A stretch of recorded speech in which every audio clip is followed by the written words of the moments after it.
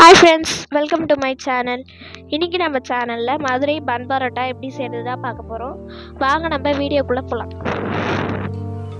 அதுக்கு ஒரு கிண்ணத்தில் மைதா மாவு கொட்டிக்கலாம். அப்புறம் ஒரு ஸ்பூன் உப்பு, ஒரு ஸ்பூன் சர்க்கரை,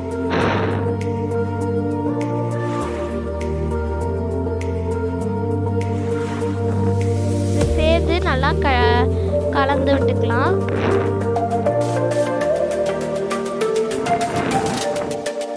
ஏன் நம்ம இந்த மாதிரி கலக்கணும்னா அப்பதான் நம்மள தனியா நல்லா போட்டு மிக்ஸ் பண்ணிக்கலாம்.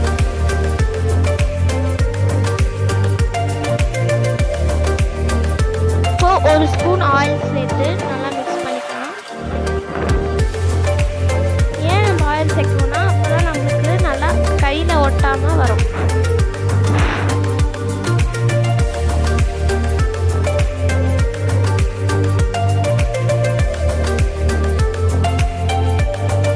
இப்போ கொஞ்சம் கொஞ்சமாக பால் சேர்த்து மிக்ஸ் பண்ணிக்கலாம்.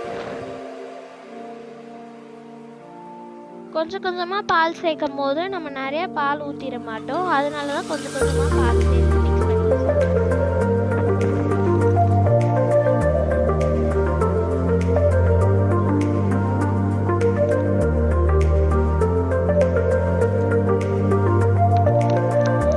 சப்பாத்தி மாவு பதம் வராமல் நல்லா கொஞ்சம் கொஞ்சமாக பால் சேர்த்து சப்பாத்தி மாவு